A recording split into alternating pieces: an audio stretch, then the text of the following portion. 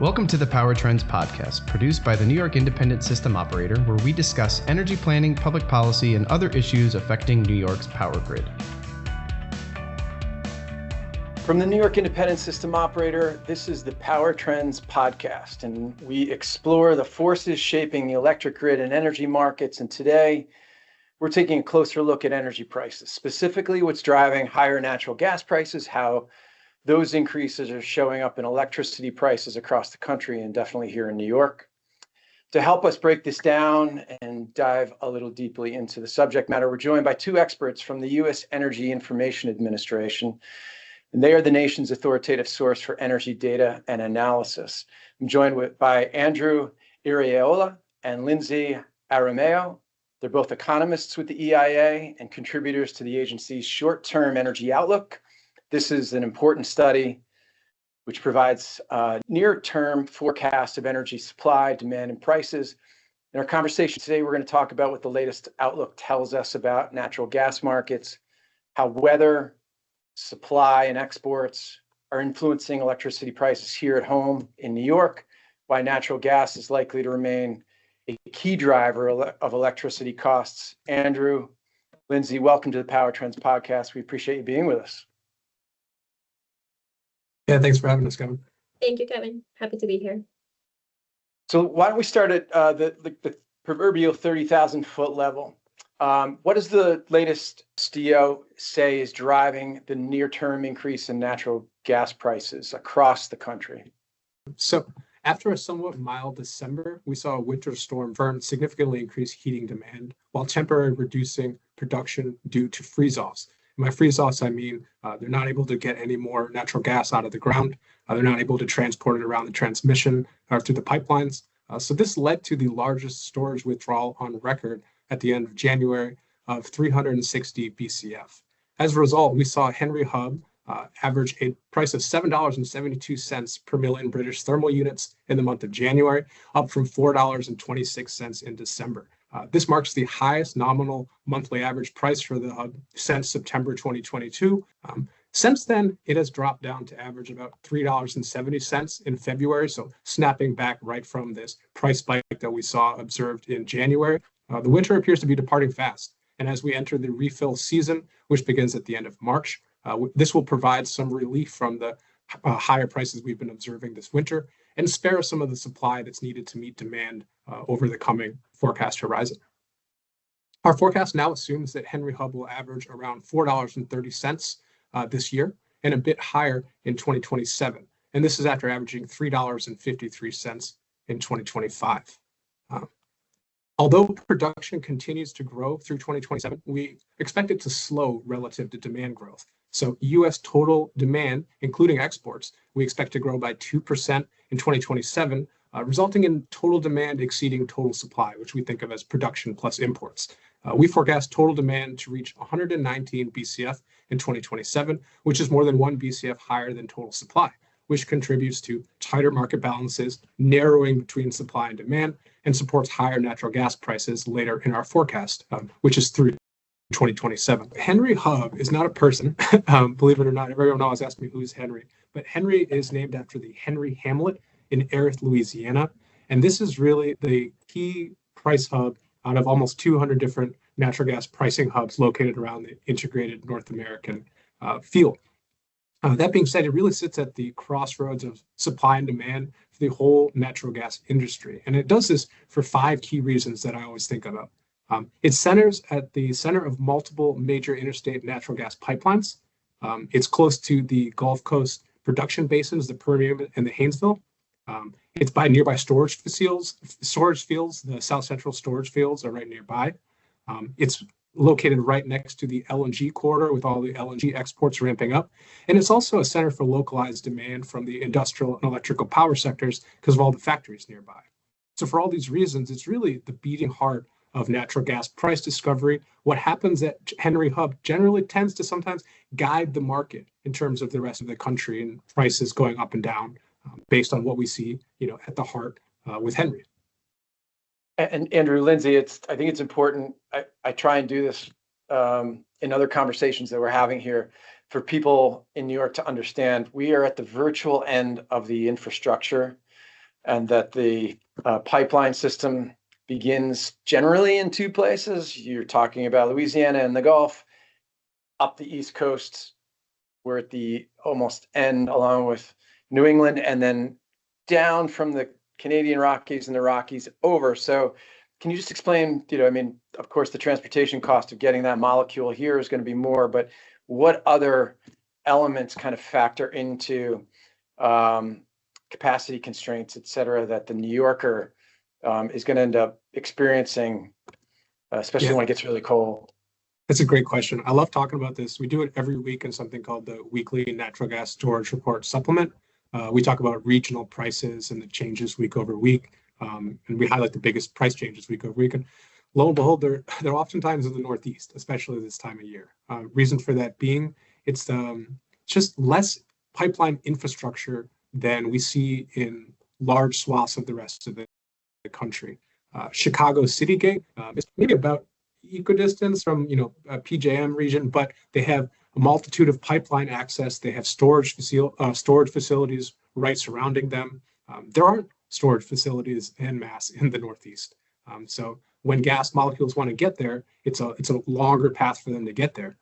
You might also say, well, what about Washington? What about on the West Coast? Aren't they really far away too? Well, they are, but you also have LNG Canada ramping up, and Northwest Sumas is a price hub right on the Canadian border over on the West Coast. They have a very different price environment than we see across the coast on the East, because they have access to all this Canadian LNG imports that they can have.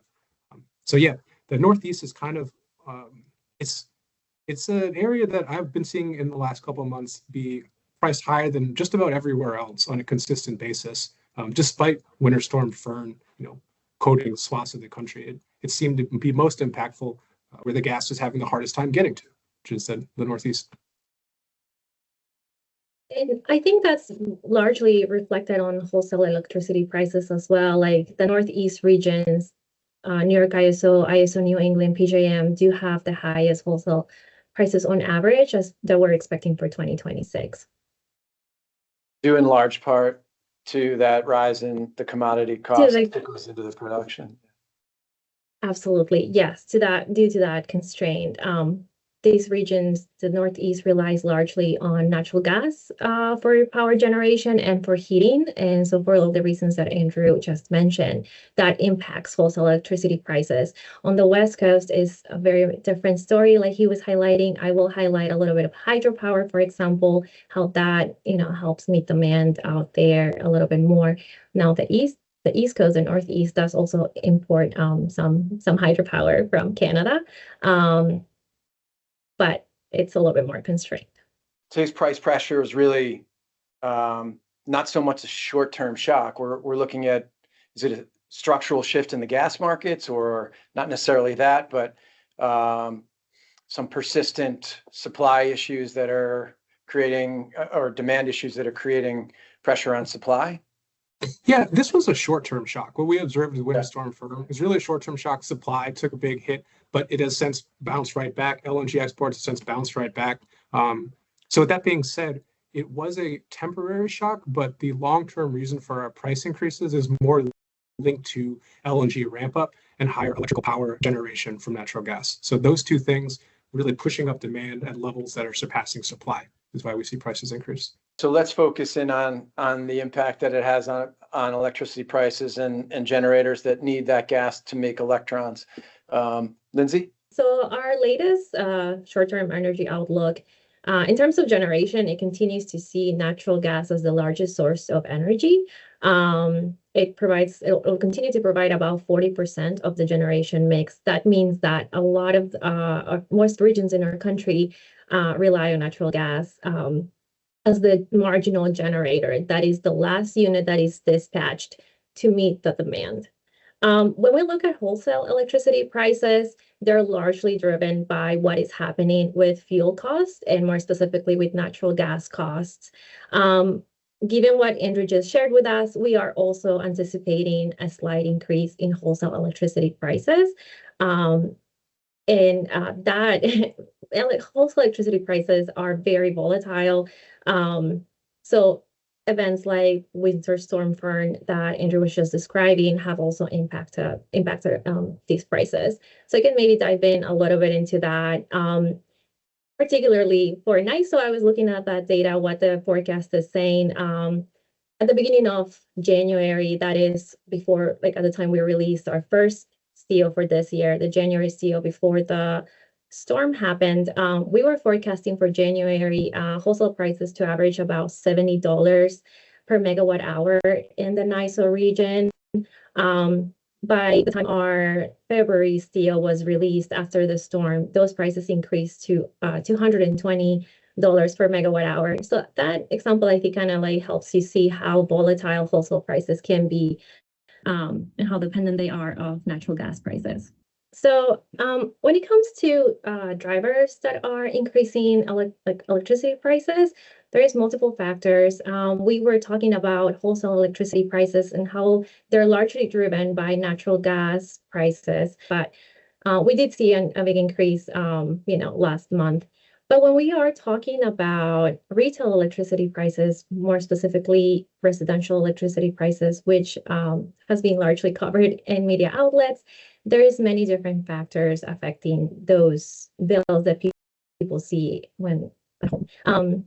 One of them is definitely fuel costs. Fuel costs largely still affect residential electricity prices, but it's a little bit different, and there's a little bit more of a lag, particularly in regulated markets and regulated states where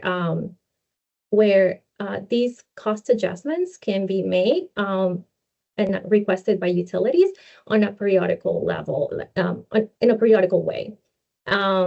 So these increases in costs can be seen in these electricity bills in the long run. In states that are deregulated, where customers have more of a choice of provider, these costs can be passed through a little bit quicker. But we've seen that other key factors affect residential electricity prices more specifically.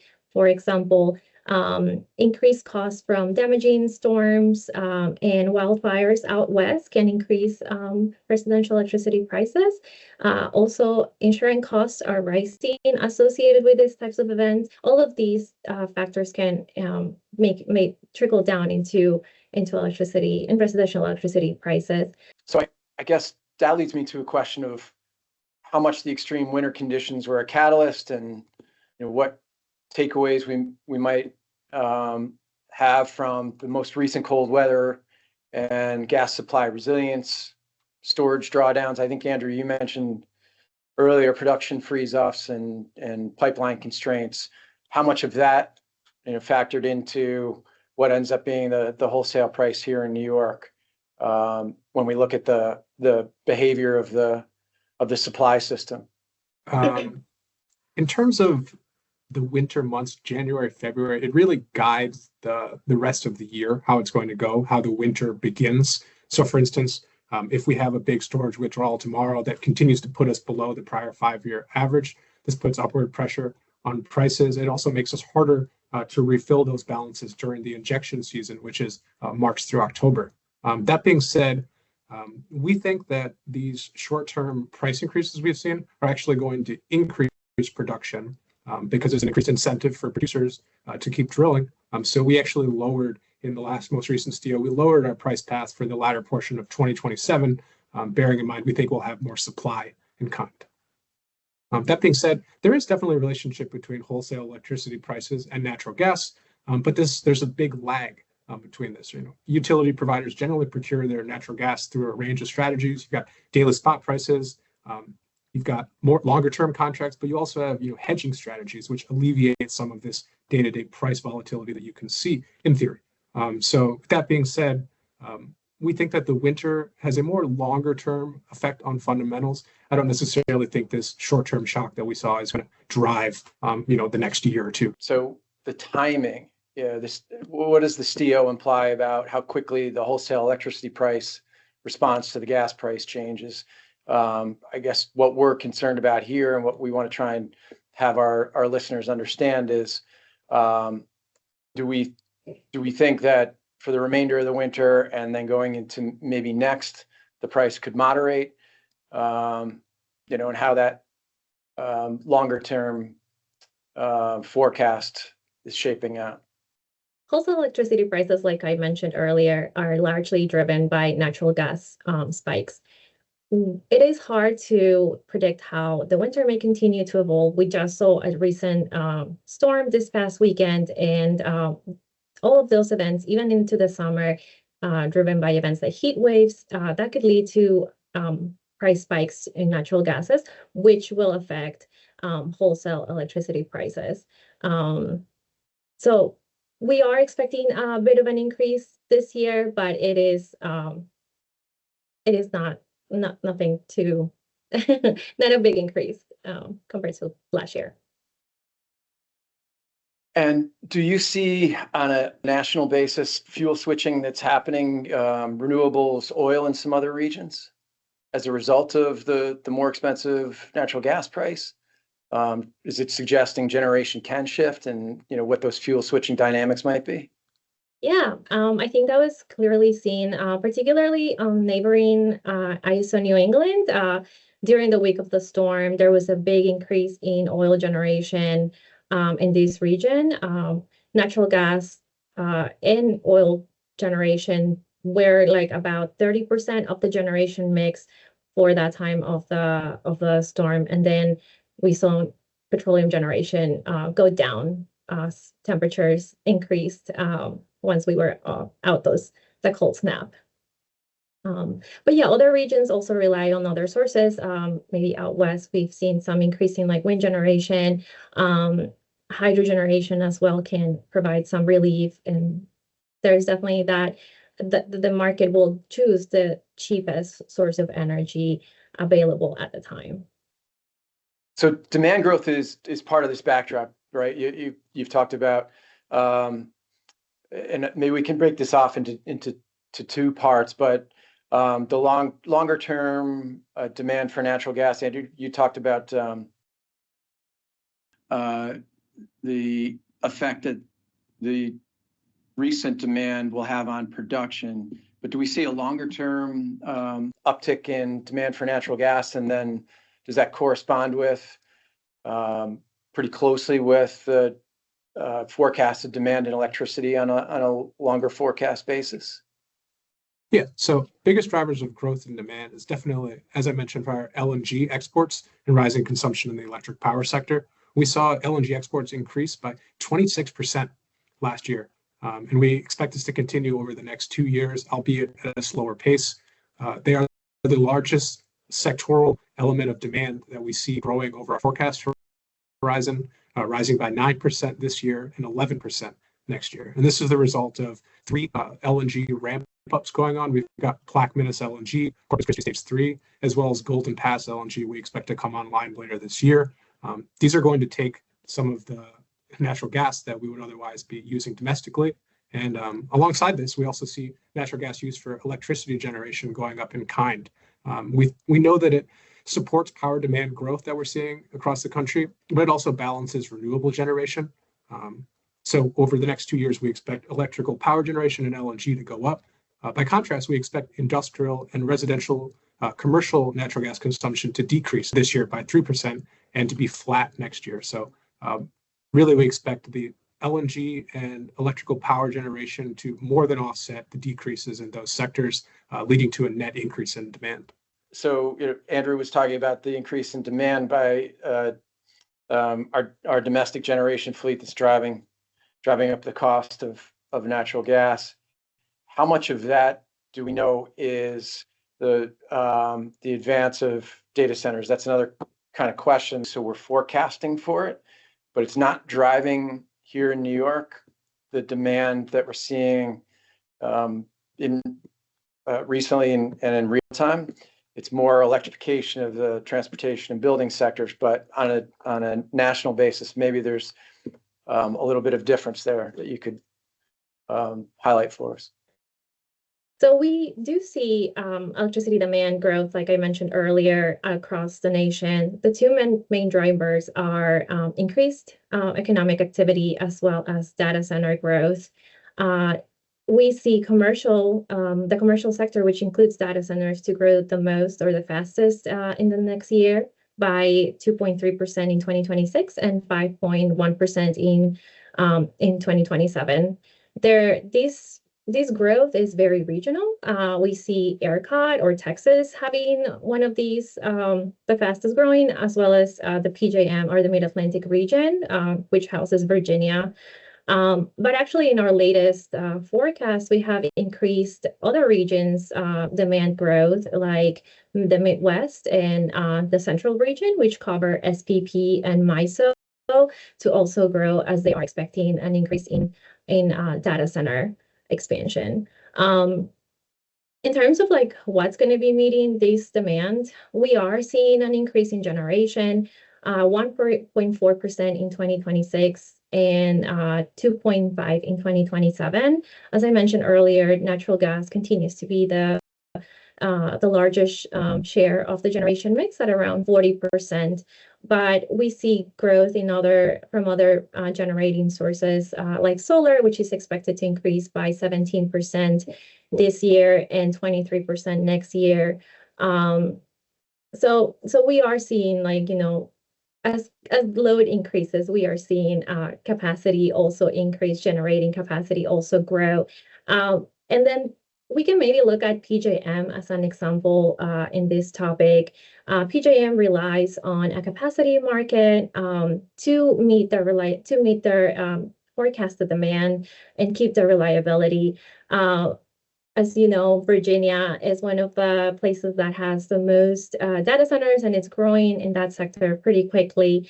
Looking at the results from that capacity market auction, for example, from last year, the prices were a lot higher than they had been in previous years. So there is there's this need to build new capacity to meet this growing demand in various regions. And so where does the STEO see the incremental megawatt hours coming from to meet that new load? Is it only or predominantly gas, or do you see some solar? Dare we say coal? Is there a mix, or do you observe one driver or another? We rely on the 860 AIM survey to inform our models. So there we have the capacity for all kinds of generators from all energy sources to inform our STEO. That is evolving, it's submitted every month. So every month we have new information on what's being built. As I mentioned earlier, we are seeing natural gas continue to meet the demand and continue to see renewables to grow as well and help meet that demand.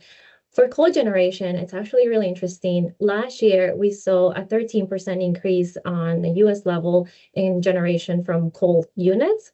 And that was a response from increased natural gas prices, for example. It made coal generation a lot more competitive. And another reason was that some coal capacity that was slated to retire last year delayed those days in retirement. That led to the increase in generation from coal units. In the future, in this year, according to our latest forecast, we are expecting coal generation to decline slightly by 6%. Of course, we have no coal generation left here in New York. It's been that way for nearly a decade now. So the new capacity that we brought online has been mostly renewable in recent years. But you're seeing some added capacity in places like PJM that is the newer natural gas technology to accommodate a lot of that data center growth. But I'm glad that you mentioned New York ISO, because I was looking at those numbers. And yes, that's right. We do see wind generation particularly growing in New York ISO. I believe it was 11% for this year and next year. And this accounts for offshore wind as well. Okay. So if we look ahead, are there any uncertainties? We're in our planning forecast accounting for a number of different scenarios because there's such volatility in the data from various different sources. We're trying to track how the system's going to change and what the future may hold across several different scenarios. Are there uncertainties that you see that can swing electricity prices up or down, or gas availability up or down over the next in the short term over the next 60, 90 days, but on a longer term, Andrew, you were talking about into 2027. I mean, of course, there's weather and production and storage and exports and things, but what are the uncertainties that jump out when you try and plot a forecast looking forward? So the EIA develops the STEO in an increasingly complex and uncertain energy environment, as you mentioned, particularly with respect to things like weather outcomes. We've had really crazy weather lately, to put it colloquially, infrastructure availability, as well as global market dynamics. These uncertainties, especially for natural gas, can really shift the markets quickly in short-term changes. So in order to address this, what we do at the EIA is we rely on transparent assumptions, sensitivity analysis, as well as building alternative cases. And this helps illustrate how different weather patterns, production paths, or demand outcomes can affect energy markets. And this approach helps put a baseline forecast that we provide in context and helps highlight a range of plausible outcomes. So we'll have like a high bound and a low bound within, so that we get some context based on if we think the market dynamics are going to go a certain way or another over our time horizon for the forecast. On the electricity side, we also try to keep up with the latest information and inform our models the best we can. One example that I can give on something that you just mentioned is how we keep track of, like, for example, PJM updating their forecast, their load forecast on the near term, like last month. So that is information that we make sure to incorporate into our models to lower that forecast for that particular region. I think, like Andrew mentioned, we also do some sensitivity analysis, and at the moment, actually, my colleagues are working on a Today in Energy article in which they will be analyzing the effects of, like, what would happen if data center growth demand grows faster than we are currently assuming in our latest STEO. That analysis should be available by the time this podcast airs, so I'll encourage people to check that out. Yeah, thanks for that. Andrew, any closing comments or additional thoughts that you want to offer here? I would close by saying that all of the EIA's data, analysis, and forecast can be found freely available for the public on our website at EIA.gov. This includes the short-term energy outlook we've been talking about today, weekly natural gas storage reports, as well as detailed energy information on natural gas, electricity data sets. And we also publish explanatory resources in our Today in Energy articles, as well as Natural Gas Explained. And what these do, in essence, is provide additional context on how energy markets work and connect the data to real-world developments as they happen. As we discussed, fuel costs, especially natural gas, play a major role in electricity prices here. We want our listeners and customers here in New York State to understand that correlation. EIA certainly has a load of information that can provide for greater understanding of that. The short-term energy outlook offers tremendous insight into the markets, have the impact of weather on our system, and also, of course, what influences the electric bill that consumers ultimately pay. So we thank you for being here today to shine some light on that.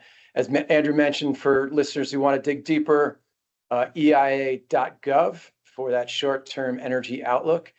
And for more conversations like this covering New York State reliability, markets, and the evolving grid, please be sure to subscribe to the Power Trends podcast, wherever you get your podcasts. I'm Kevin Lanahan. Thanks for listening, and we will see you next time. Thank you for joining us. As a reminder, the New York Independent System Operator, NYISO for short, is responsible for reliably managing New York's power grid and energy markets and providing independent data to policymakers and the public. For more independent info, please visit the NYISO blog at www.nyiso.com/blog.